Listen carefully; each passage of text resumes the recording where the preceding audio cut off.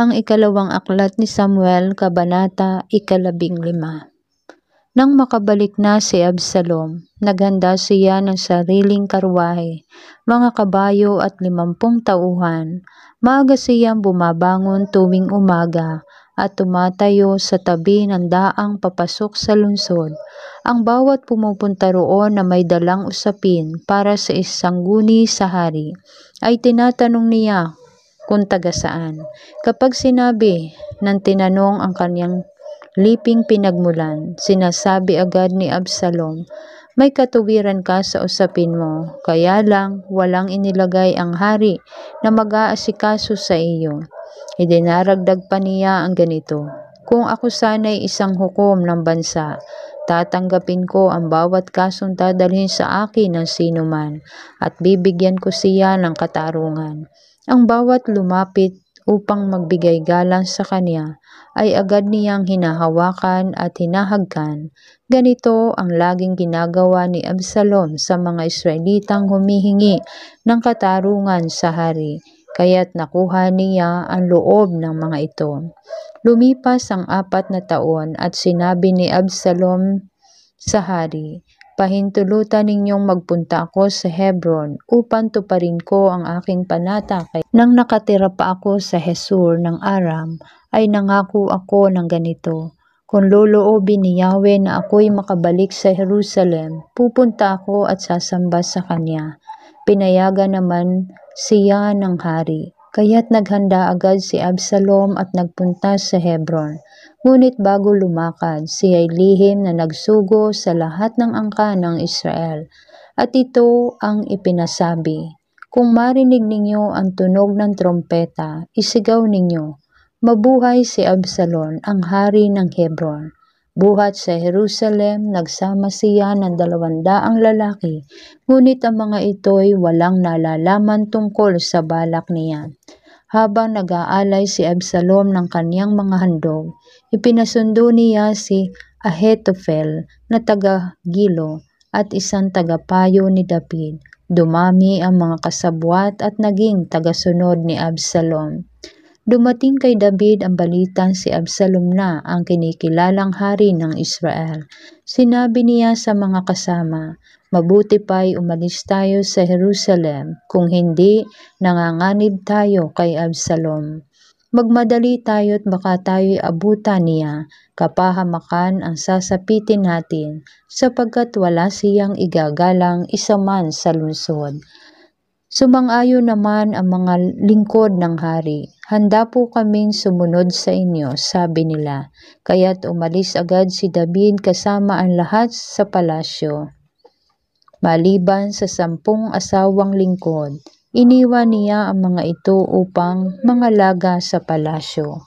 Pagsapit nila sa kahuli-hulihang bahay sa lungsod, sila'y huminto. Tumayo sa tabi ng hari ang kaniyang mga alipin, habang minamasdan niya ang dumaraang mga pangkat.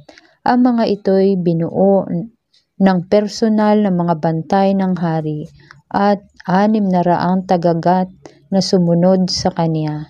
Nang makita ng hari si Itay, tinawag ito at sinabi, "Kasama ka rin pala. Mabuti pa'y bumalik ka na sa Jerusalem at hintayin mo roon ang ikaw ay dayuhan lamang na ipinatapon dito ng iyong bansa. Hindi ka pa nagtatagal dito. At hindi ka dapat sumama sa aming paglalagalag. Hindi ko alam kung saan ito hahantong. Isama mo na ang iyong mga kababayan at bumalik na kayo. Naway si Yahweh ang maging matatag at tapat mong kaibigan." Ngunit sinabi ni Itay, "Kamahalan, hanggat si Yahweh at ang hari ay nabubuhay, sasama kami sa inyo saan man kayo pumaroon, kahit ito'y aming ikamatay." Sinabi ni David, "Mabuti kung gayoy, magpatuloy ka." Nagpatuloy nga siya kasama ang mga tauhan at ang kanilang mga pamilya. Umiyak ang mga taong bayan habang umalis ang hari at ang kaniyang mga tauhan. Tumawid sila ng batis ng Kedron at nagtuloy sa ilang. Kasama rin nila ang paring si Sadok at lahat ng Levitang nagdadala ng kaba ng tipan. Binaba muna nila ito hanggang makalabas ng lungsod ang mga tao. Kasama rin nila ang paring si Abiatar. Tinawag ng hari si Sadok at sinabi, "Ibalik mo na sa lungsod ang kaba ng tipan kung nasisiyahan ka sa akin ang Diyos. Ibabalik niya ako at makikita kong muli ang kaban sa pinaglagyan nito. Kung ako namay hindi na kinalulugdan, mangyari nawa sa akin ang kaniyang kalooban." Sinabi ng hari kay Sadok, "Hindi ba't ikaw ay isang propeta? Bumalik kayo sa Abiatar at isama ninyo ang anak niyan si Jonathan at ang anak mong si Ahimaaz. Mag-iingat kayo. Dito muna ako sa ilang sa tabi ng batis at maghihintay ako ng inyong balita." Ang kaba ng tipan ay binalik nga ni Sadok at Abiatar sa Jerusalem at doon na muna sila nanatili. Si David ay umiiyak na umakyat sa bundok ng mga olibo. Wala siyang sandalyas at nakatalukbong, tanda ng kalungkutan. Lahat ng kasama niya ay nakatalukbong at umiiyak ding umakyat.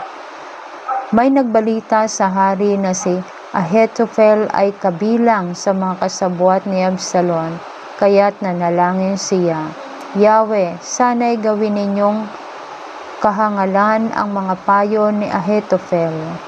Nang sumapit siya sa taluktok ng bundok kung saan sinasamba si Yahweh, sinalubong siya ni Kozai na Arkita. Sira-sira ang damit nito at puno ng alikabok ang ulo. Sinabi ni David, "Kung sasama ka, isa ka pang magiging pasanin ko. Ngunit malaki ang maitutulong mo sa akin kung babalik ka sa lungsod. At pagdating ni Absalom, sabihin mo sa kaniyang maglilingkod ka sa kaniya tulad ng ginawa mo. Ngunit lagi mo sasalungatin ang payo sa kaniya ni Ahitophel. 2 pari ang kasama mo roon, sina Sadok at Abiatar. Lahat ng iyong marinig sa palasyo ay sabihin mo agad sa kanila, si Ahimaaz na anak ni Sadok at si Jonathan na anak naman ni Abiatar ay kasama nila roon. Ang 2 ito ang gawin mong tagapaghatid sa akin ng anumang balita." At si Kusai na kaibigan ni David ay bumalik nga sa lungsod habang papasok naman noon si Absalom sa Jerusalem.